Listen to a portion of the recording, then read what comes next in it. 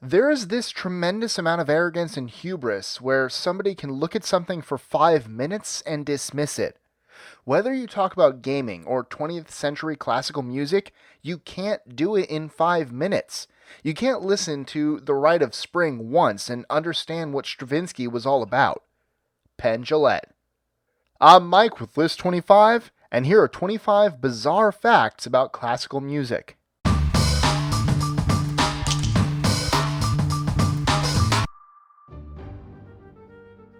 '25.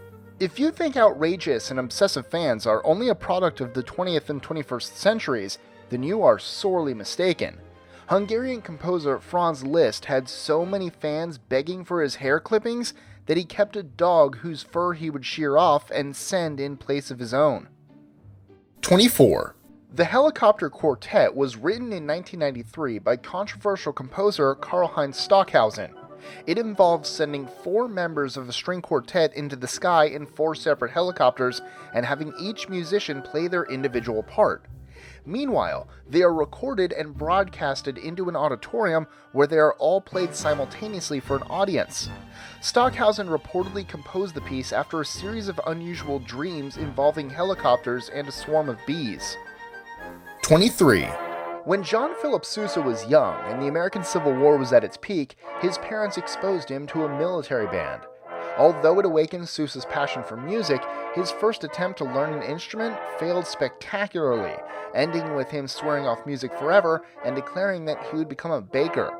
After 3 days apprenticing at a local bakery, however, John Philip decided the trade wasn't for him and returned to practicing music. 22. Many people have heard of John Cage's 4 minutes and 33 seconds after it gained notoriety for being approximately 4 minutes and 33 seconds of dead silence. A similar composition took it a step further. Yves Klein's monotone silent symphony consists of 20 straight minutes of a single prolonged note, followed by a second 20 minutes of complete silence. 21. Russian composer Pyotr Ilyich Tchaikovsky suffered from extreme hypochondria. It was so bad he would always hold his chin with one hand while conducting his orchestra. His reasoning was that if he were to let go, his head might fall off. He also refused to drink anything not bottled out of fear of catching a disease. Ironically, in 1893, he was diagnosed with cholera and died 1 day later. 20. Gioacchino Rossini's Duetto Buffo de Due Gatti consists of just one word: meow. The duet tells the story of 2 arguing cats, and the melody is typically left mostly to the singer's discretion. 19. Paul Wittgenstein was an Austrian concert pianist who was called into military service following the outbreak of World War I. Despite sustaining serious injury to his right arm that resulted in amputation, Wittgenstein never gave up playing piano, and in the years following the war, he worked with many celebrated composers to commission new piano concerti and playing techniques that allowed one-handed musicians more possibilities. 18.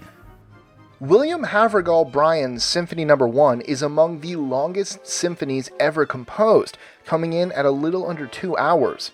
It's also intended to employ an orchestra of over 1,000 performers, including 200 musicians and 800 singers. 17. In his later years, Johann Sebastian Bach developed severe cataracts and opted to find an eye surgeon to restore his sight. Unfortunately, he instead found a man named John Taylor. Taylor performed a primitive type of eye surgery called couching, which involved dislocating the lens of the eye and pushing it back. After the surgery, Bach reported extreme pain in his eyes, and a week later was operated on by Taylor a second time. The second surgery left Bach completely blind, and likely resulted in his death a couple months later. Coincidentally, German composer George Friedrich Handel had a similar operation at the hands of John Taylor, and, unsurprisingly, was left completely blind as well. I bet he wished he got his money back. 16. Franz Schubert's Symphony No. 8 is often referred to as the Unfinished Symphony, because only the first 2 movements were ever completed. Despite many theories, the actual reason the piece was never finished remains a mystery, although a popular belief is that Schubert abandoned the symphony after being diagnosed with syphilis. 15. While on a tour of England, Benjamin Franklin created a new kind of instrument that consists of a series of differently sized glass bowls that produces sound when a finger is placed on them. Franklin's glass harmonica caught the attention of many 18th century composers, including Strauss, Mozart, and Beethoven. 14. Igor Stravinsky's Rite of Spring seems like a perfectly normal and exceptionally beautiful piece of musical literature by today's standards.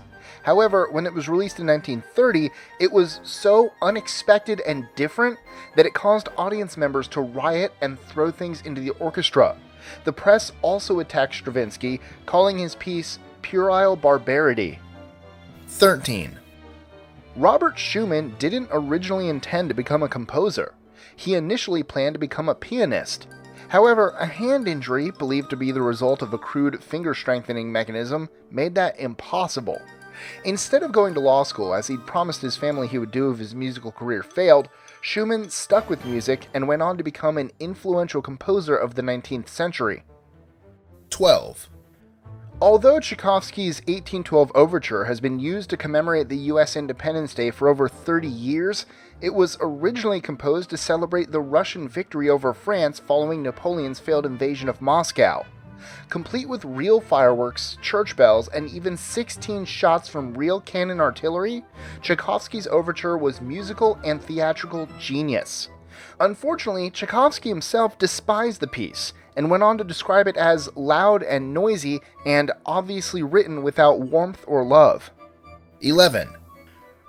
Richard Wagner was notoriously hard to work with due to his less than amiable personality and no-nonsense attitude.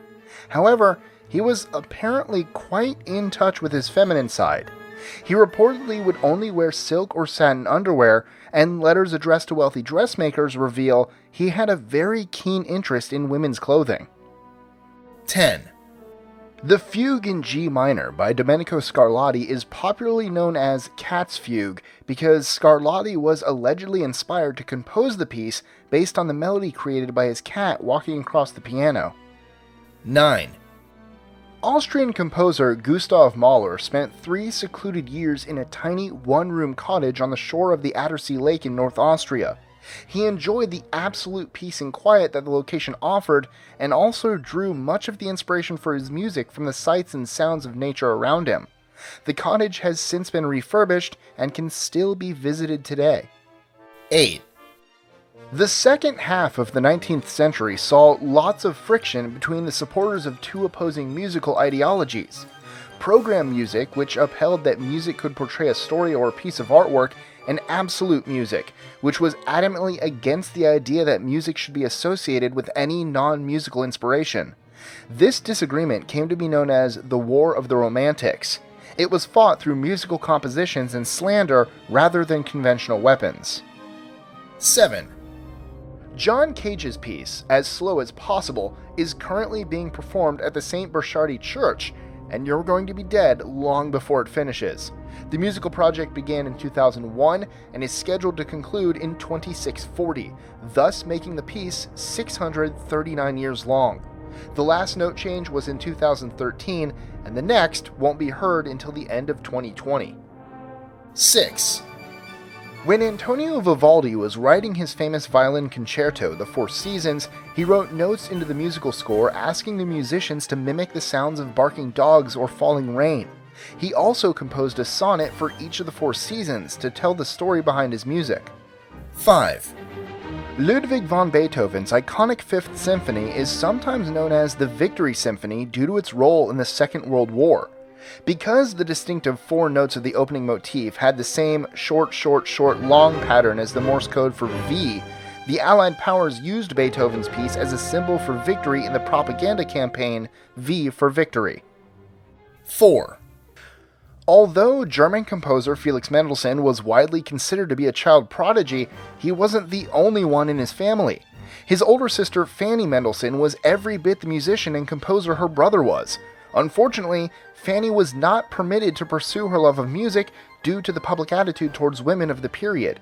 Felix even admitted at one point that he had published some of her compositions under his own name so that she would not face retaliation for it. 3.